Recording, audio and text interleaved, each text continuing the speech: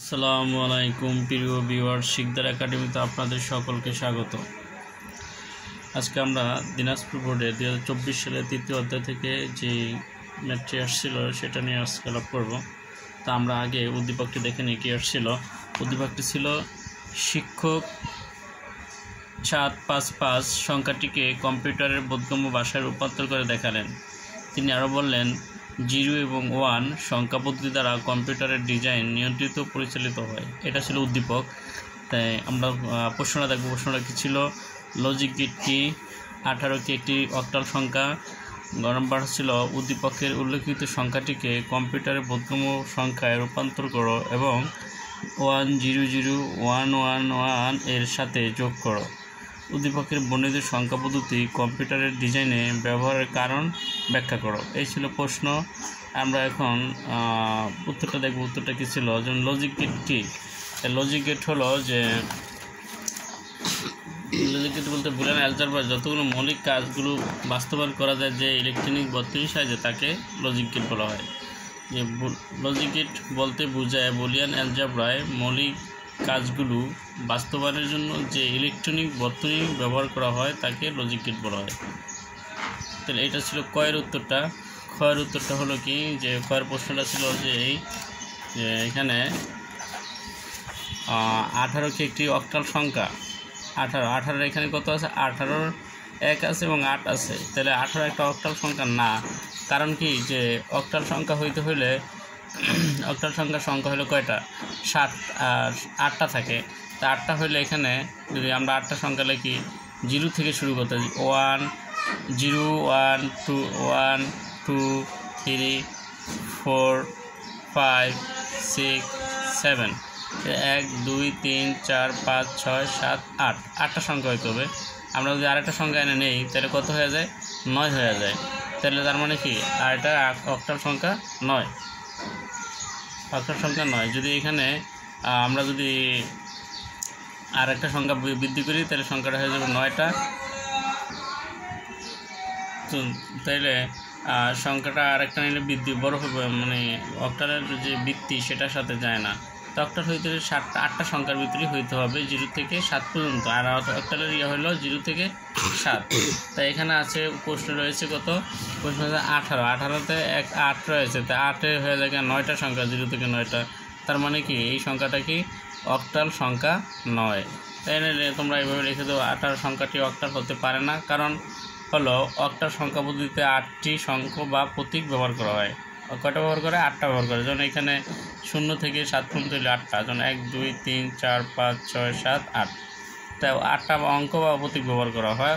আর এগুলো হলো এই যে লিখে দিচ্ছি পর্যন্ত। প্রশ্নে 8 সংখ্যাটি রয়েছে যা অক্টাল সংখ্যা পদ্ধতিতে 8 ব্যবহার হয় না। সুতরাং 18 সংখ্যাটি অক্টাল নয়। অক্টাল সংখ্যাটি কি 7 পর্যন্তই ব্যবহার হয়, 8 পর্যন্ত ব্যবহার হয় না। তো আশা করি বুঝতে পারছো তোমরা। তো এই ছিল ক্ষয়ের উত্তরটা, যে 18 কি অক্টাল সংখ্যা কি না। আসলে 18 কি অক্টাল সংখ্যা নয়, না থাকার কারণ হলো এই যে 8 আছে, 8টায় হলো 9টা সংখ্যা হয়, 9টা সংখ্যা। তাই আর অক্টাল হয় 8টা সংখ্যা 0 থেকে। সেই 0 থেকে 8টা হইতে 7 পর্যন্ত সংখ্যা লাগে। তা আমার এই ছিল উত্তরটা। এবং আমরা গয়ের উত্তরে গয়ের উত্তর প্রশ্ন আমরা দেখব যে কী বলছে, যে উদ্দীপকের উল্লেখিত সংখ্যাটিকে কম্পিউটারের বোধগম্য সংখ্যায় রূপান্তর করো এবং 1011 এর সাথে যোগ করো। তাহলে আমরা উত্তরটা যাই।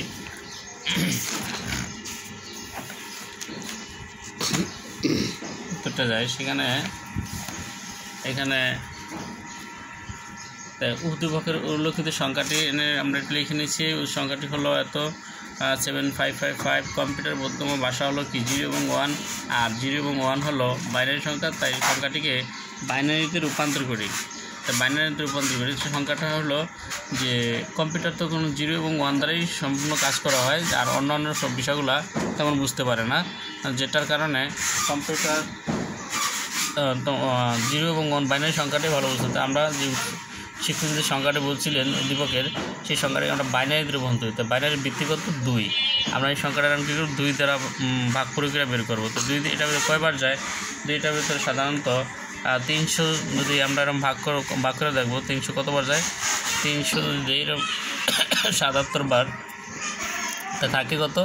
1 হয়তো 700 54 হয় 377 দিয়ে ইয়া দিলে, তাহলে এখানে থাকে কত 1, যেটা থাকে সেটা আমরা আবার এটা দিয়ে দেবো।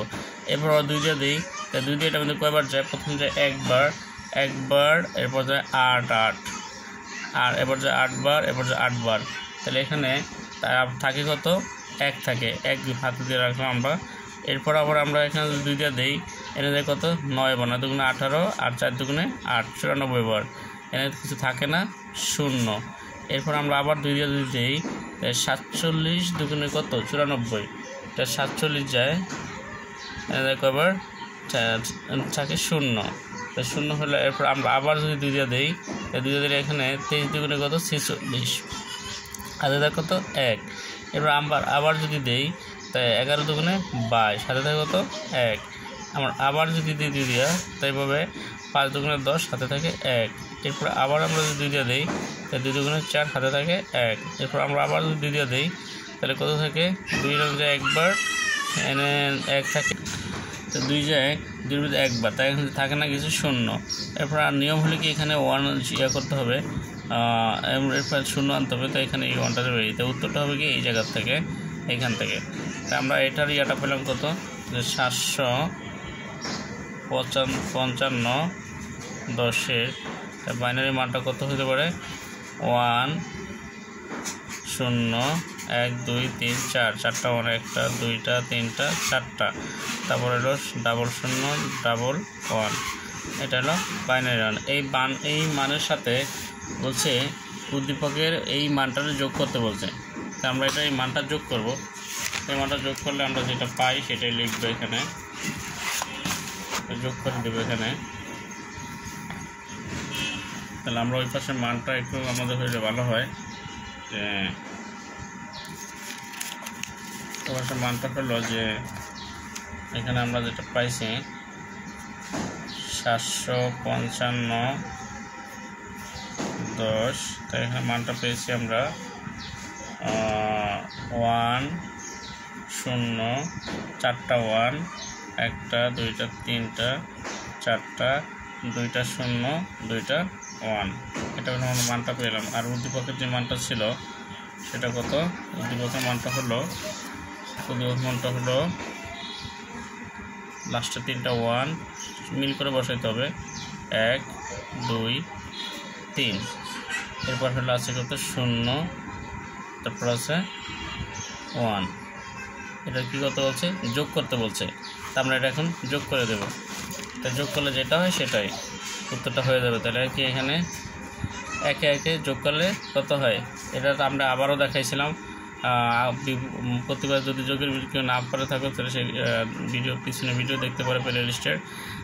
একে যোগ করলে 2, আর বৃত্তি আছে 2, যদি 2 3 2 চলে যায় থাকে কত 0, আর যতবার বিয়োগ করে ততবার হাতে একটা করে 1, তাই সেই পরবর্তী সংখ্যাগুলো যোগ করতে হবে। তাই 1 এর 1 কত 2, 2 এর 1 কত 3, তাই 3 হইলে 3 এর 3 যদি আবার 3 এর 2 বিয়োগ করি, তাহলে থাকে কত 1, আবার এখানে থাকে, তাহলে এখানে 2 3 এর থেকে 2 চলে থাকে কত 1, আর 1 হইলে এখানে সেই 1 নামবে 1, আর হাতে থাকে কত 1, সেই 1 আবার এটা লাগে যোগ হইলে 1 এর 1 কত হয় 2, 2 তে আবার 2 চলে গেলে বৃত্তিটা থাকে কত 1, তাই এখানে আবার কত থাকবে সেই 1 এর 1। এখানে আবার কি করতে হবে, এটাতে এটা যোগ করলে 2 2 3 2 মিলে 0, আর পরে হাতে থাকে 1, সেই 1 বিয়োগ করলে আবার কি 0, আবার 1 বিয়োগ করলে 0, আবার 1 বিয়োগ করলে 0, তাই হাতে থাকে 1 1 এর 1, আবার এই 1 এর 1, তাহলে কত হইল, যে সংখ্যাটি যেটা চেয়েছিল যে যোগ করতে বলছিলাম, আমাদের উত্তরটা হয়ে গেছে। তো উত্তর আমরা লিখব, উত্তর 1 1 0 0 0 0 4টা, একটা 0 একটা 0 একটা 0, এই ছিল যে গয়ের উত্তরটি যেটা বলছিল। তো সবটা হয়েছে ইনশাল্লাহ। তো আমরা গহর উত্তরে যাবো। গহর উত্তরে আমরা প্রশ্নটা একবার দেখে নিব। উদ্দীপকে বর্ণিত সংখ্যা পদ্ধতিটি কম্পিউটারের ডিজাইনে ব্যবহারের কারণ ব্যাখ্যা করো। তো উদ্দীপকে বর্ণিত সংখ্যা পদ্ধতির কম্পিউটার ডিজাইনে, এটা কোনটা বলছে, এইটা। তিনি আরও বললেন যে উদ্দীপকের 0 এবং 1 সংখ্যা পদ্ধতি দ্বারা কম্পিউটার ডিজাইন নিয়ন্ত্রিত পরিচালিত হয়। তাহলে এটা একটা লেখার এরকম ম্যাথমেটিক্স না, যে কম্পিউটার যেহেতু 0 এবং 1 সংখ্যাটাই বুঝে, তাই সেক্ষেত্রে এটার কেন ব্যবহার করা হয় কম্পিউটারে সেই কথাটা আলাপ করতে বলছে। যে এখানে কম্পিউটার তো শুধু 0 দ্বারা অফ বোঝায় আর 1 দ্বারা অন বোঝায়, আর অন্যান্য যে সংখ্যা ডিভাইসগুলো রয়েছে সেগুলো দ্বারা কম্পিউটারে কাজ করা একটা কঠিন এবং ব্যয়বহুল, সময় সাপেক্ষ, কঠিন, যার কারণে কম্পিউটার শুধু 0 এবং 1 দ্বারাই সম্পূর্ণ কাজ পরিচালিত করা হয়ে থাকে। তো আমরা আমাদের উত্তরে যাব। তো উত্তরে যাওয়ার আগে আমরা প্রশ্নটা একবার দেখে নিলাম। তো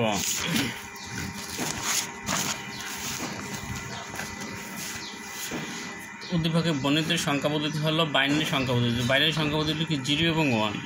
তাই যে সংখ্যা পদ্ধতিতে 0 এবং 1 ব্যবহার করা হয় তাকে বাইনারি সংখ্যা পদ্ধতি বলে। তোমরা প্যারা আকারে লিখবা, যেটা এটা লিখিত একটা যে এখানে একটা প্যারা দিচ্ছি আমি, আবার এই একটা প্যারা, আবার এই একটা প্যারা, 3টা প্যারা, আর একটা প্যারা, 3টা প্যারা একটা শেষ করতে হবে। তাহলে নিচে কম্পিউটার ডিজাইনে বাইনারি সংখ্যা ব্যবহারের কারণ বিশ্লেষণ করা হলো। এটি প্যারা করে লিখলে নাম্বারটা ভালো পাওয়া যাবে, আর একেবারে একত্রে লিখলে সেক্ষেত্রে নাম্বারটা ওরকম পাওয়া যাবে না, যেহেতু লেখার কারণ ম্যাথমেটিক্স না। কম্পিউটার সাধারণত কাজ করে ইলেকট্রিক্যাল সিগন্যালের সাহায্যে।